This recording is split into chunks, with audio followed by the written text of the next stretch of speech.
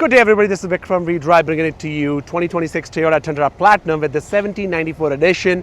Let's just dive into it and you're going to get a lot of value out of this. And after this video, we're also going to attach a link of the comparison between this bad boy and the GMC's epitome, which is the Denali Ultimate. So make sure you stay tuned and watch both of these videos. First of all, you have this beautiful looking Toyota key right here that gives you a lock and lock option and a button to drop your tailgate. And if you'll press this button 3 times with a long enough range there, of course you'll get the remote starter done there too. But before we start, you have the blacked out color that looks really good. You have the nice indentation on the hood, as you can see. Lots of chrome at the front because this is a platinum edition, which is pretty much close to a capstone with a little bit of a differences based on the leather color and the real wood inside, all those things. Chrome looking Toyota badge. You have the front facing camera, part of the 360 camera. You have the fog lamps right here, and you have the LED lamps that right on the side right here, and the projector lamps too. For what it is, it looks great. Just in my personal opinion, I'm not a huge fan of just the way that Toyota plays those lights there. But you have the block heater socket right at the bottom here, and behind this grille you also have the aero shutters that open and close based on the temperature to make sure your engine stays warm enough and you still get the enough air inside the engine there whenever you need it. Now, there is a little complaint that I have with Toyota. You have a blackout truck with a blackout color, and you have this gray portion at the bottom within the chrome. What the heck is going on? Yes, you have a nice Tundra badge right there, looks really good, but the whole color, the matching that's not happening, that's kind of concerning to me. But that's okay, we're gonna leave that behind for now. But you still have that gray color on your wheel wells too. That just looks a little bit off in my opinion here. But I don't know what your thoughts are. Let me know in the comments below, right? For the price point of view, this truck is going to cost you roughly around the $95,000 Canadian if this truck is equipped with the hybrid systems and the advanced technology package that's going to give you the air ride suspension and few other electronic features there. But as it is, this truck is going to cost you roughly around that $89,000 to $90,000 in Canada before any fees or taxes there. But come to the side right here, you have this beautiful looking aluminum brush rims that has a nice facing on there. You have the all-season tires, as you can see here as well. The size of the tire is going to be 265 60R20 there. Of course, you won't be able to get the 22s in this one. For that, you'll have to go to the capstone, or you can still put some aftermarkets there too. Now on the side right here, there's a lot of chrome. You have the big size side doors, as you can see. It's a 1794 edition. The Toyota Tundra is going to let you know. You have the chrome on top of the cap there too. Now the total length of this truck with the 5.5 bed configuration, it's going to be 233.6 inches there. The total width of this vehicle is going to be 80.2 inches. The total height is going to be 78 inches, which is pretty cool. And the total curve weight of this vehicle is going to vary from 5,800 pounds to 6,100 pounds, depending on if it's just a gas version or it is actually a hybrid version there. Now coming to the back of the vehicle there, you do have the beautiful looking LED lights right here. You have the steps right here to jump inside the truck. But I have a question for you. When this tailgate is down, as we speak right now, how would you jump inside the truck? You either need long enough legs, or you really want to make sure that you have some gymnastic capabilities so you can jump right here, or make sure you only have your shorts on, because I can't really jump into this with these cargos here, right? You do have an automatic option here when you get the advanced technology package. You can press this button, or you can press the button right here on the handle to close this trunk as well. Now, this is a composite bed that's going to make your truck a little bit lighter. You do have the tie down rings all around here, and you can have extra tie down as well when you talk to Toyota there. You have 120 volt port right here too, and this material is going to be really nice. It's not going to let anything scratch your bed, so you have a longer life of the vehicle there too. It does come with the towing package there too, and it's properly equipped with the hybrid systems. It will give you 10,800 pound of towing capacity, which is pretty nice in my opinion. And you have a little bit of a chrome at the back. I don't know my thoughts about that one, but that's okay. I'm going to let that slide for a bit now. Now under the hood, you get this 3.4 twin turbocharged V6 engine that's going to give you amazing power at 389 horsepower and 479 pound-feet of torque with the 10-speed transmission. Now the fuel economy on this bad boy is going to be roughly around that 17 miles per gallon in the city, 22 on the highway, and about 19 within your combined fuel economy there. Now, when this motor is paired to the hybrid motor, it's still going to be 10-speed transmission. It's going to give you 437 horsepower, 583 pound-feet of torque, 19 miles per gallon within the city fuel economy, 20 miles per gallon which is combined, and 22 on the highway there.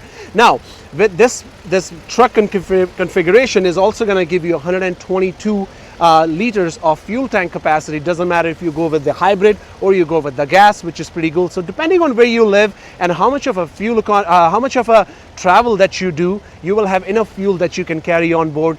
But if you really compare this to any other manufacturer, most of them, for example, the GMC, the Chevy, and the Ford, the standards, those fuel tanks are actually less than 100 liters in capacity. So I don't know. Let me know your thoughts, where you live and what your thoughts are regarding this one. It can be really handy in my opinion there.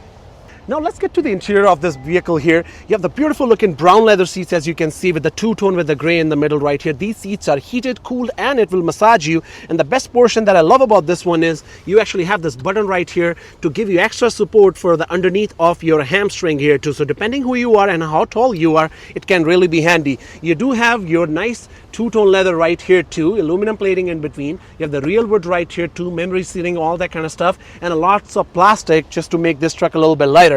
These mats are going to be pretty cool with the Tundra 1794 edition written on it, which is pretty cool. Your heated steering wheel is located right here instead of on the steering wheel. I don't know how I feel about that, but when you have this truck with the technology package located, you also have the power running boards instead of these nice off-road looking running boards here too.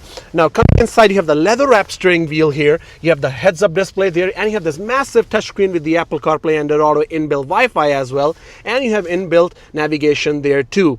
Now you have the real wood right here. You have your wireless charging right here, and when you turn on your 360 camera, that looks like this. You have various different angles there too, and you have a rear camera mirror as well. In case there are a lot of people sitting at the back and you're not able to see through that window, you can turn this one on. And you have this giant panoramic sunroof that's going to give your kids some enough entertainment driving through the night right there too. You have the nice leather portion right here, real wood here, a little bit of a space for your change, and you can lift this whole portion up as well in case we want to store some extra stuff. Now everything is cool about this bad boy here, the real wood, the leather, the plastics and all that. You also have the 12 speakers from JBL with the stereo, with the subwoofer stereo located in this truck, so it's going to give you a nice music experience. But instead of having an automatic 4x4, you will only have your two-wheel drive, four-wheel high, and a four-wheel low. That can be a little bit problematic in my opinion if you're trying to take a 360 turn, or when you're trying to drive through the snowland, which I am in right now. It can be a little problematic because sometimes you just don't want your front wheels to be engaged when you're just simply taking a turn or just going through a parking lot. But at that time, it's going to give you all that grinding action, as you're able to see in the video there, and it can increase your wear and tear, and it can drop your fuel economy as well. Now let me show you to you what kind of space you get in this bad boy. I'm 6'2" and 230 pounds. This is how I drive with all my spacing right there. Now I'll get to the back of the vehicle here, and this is how it looks like. Of course, you have the nice shade here too to give you a nice luxury feeling there. When I jump inside, my knees are not really touching, my spine is straight, but my hair are also touching the roof of this vehicle here too. Now this, depending on how big your people are within your family, it can be a little bit of a problem there, but not a big deal there at the end of the day. You do have a big bump in the middle, and people who are sitting at the back, you will have these heated and cooling seats, the USB-C ports there, the air vents, the cup holders, the 120 volt port at the back here. You can open this portion right here for your cup holders here, and you have plenty of space in this gas version, as you are able to see. And if you'll get the hybrid version, you won't really have any under seat storage, mind you, and these seats are going to locate a little bit higher. So if you get a hybrid version, you will be a little crammed up depending on who you are and how tall you are. But you want to know something, best thing? This back window drops all the way down, and you can vent out a lot of air. So imagine panoramic sunroof open all the way and this window open all the way down. You can have a crazy experience there. All right, let's just go for a drive in this Toyota Tundra real quick here. As soon as you start driving, your front-facing camera just turns on, part of your 360 obviously. Just to let you know that just make sure you check everything around your vehicle. When you have all these cameras, it's good to use all these. Look at this, it just turns on again on the small corner there. That's the best part about it. Truck feels really nice overall. The best part about these seats is, as I mentioned time and time, is that leg extension works like a charm. It just really gives you that extra comfort that I'll have to say the GM product is not going to give it to you, or the Ram product is not going to give it to you. Ford has that portion a little bit, but that's about it, right? I love that the camera turns on again and again. Nothing crazy amount of blind spots here. These mirrors are big enough. I can see everything behind. That camera is doing its job really well. I can see everything, whatever is going behind the vehicle here, right? Let's just take this quick corner here.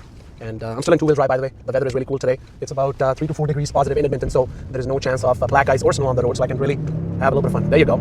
It's just a V6 engine and it just goes, as soon as you step on it, right? The only portion is that because I'm just used to driving a V8 trucks, which is GM, again and again. Every time you drive a V6 twin turbo, the small engine is trying to get more power out of the engine and you will hear that little bit of an engine noise. That could be a little bit of a problematic, but other than that, since you have an acoustic glass, these glasses are acoustic as well. That's going to give you a nice quieter ride, and you do have active noise cancellation using this little mic that you have. So it's basically going to work like your Apple earbuds or your Samsung earbuds or any of the quality earbuds. That's just going to cancel all that noise around your vehicle there. But overall pretty good feeling here. If you're sitting properly, sitting straight, the approach angle on the hood is really good. You'll feel confident while driving it. Truck is not crazy long, especially with the Crew Max and the shoulder box package here. The screen can be a little distracting in my opinion. It's just a little bit too sticking out in my opinion. It's a little bit too much into your face, but that's about it. These plastic air vents can be a little problem for you, depending who you are. It just looks a little tacky in my opinion. Toyota could have done a better job, but part of their cost-cutting program, which they do that with all the vehicles, that's what's going on here. You can see the whole positioning, the lines and everything. God, like any of the previous models, their technology was really bad. Now, they really stepped up their game. Okay, here you go. Let's try to put this vehicle into the sport mode now. Look, there's another Tundra on our side. It's a 4-runner. It's a 4-banger too, so we'll try to blow this thing out of the water. If this thing really annoys you, you can actually turn this thing off too, so it doesn't turn on every single time you slow down or try to speed up here. Oh, here you go. There you go. Wow. And let's do a little hard braking here. Okay. As I was talking about the lane assist there, I was just about to touch a lane here, and my steering wheel started vibrating, right? Just to let me know that I'm almost touching the line. Just be mindful, right? So those small things can really be handy in my opinion there. Suspension feels good. You have independent suspension at the front, solid axle at the back. If this one you will get with the advanced technology package, that's going to give you the air suspension as well. It's going to be even more comfy, right? It's going to self-level itself depending on where you're driving in and how your driving patterns are. Air suspension overall is just the best suspension out there. But again, in the lower temperature, it can be a little bit of a problem there for anybody who's living in Alberta, for example. Especially filling up that air and deflating that. The moisture can jump built into that, and it can be a little costly to replace that thing, or just at least there could be a little bit of a hassle there too. Let's just try taking a quick U-turn here. Let's just see that turning radius. Not the best. I have seen trucks with a better turning radius, but that's okay. There we go. But with that, guys, we are done. Thank you so much for watching. If you have any questions for me, please drop a comment below. And if you have any concern for me, I hope not, drop a comment below as well. And on your way out, please do not forget to subscribe. And do not forget to follow Sherwood Park Toyota in Edmonton, Alberta. They're one of the best ones in the city, and they sell a lot of cars. If you need any connections over there to buy a car, let me know as well. I would love to help you and hook you up with one of the best people there. With that, you're done. Have a wonderful day.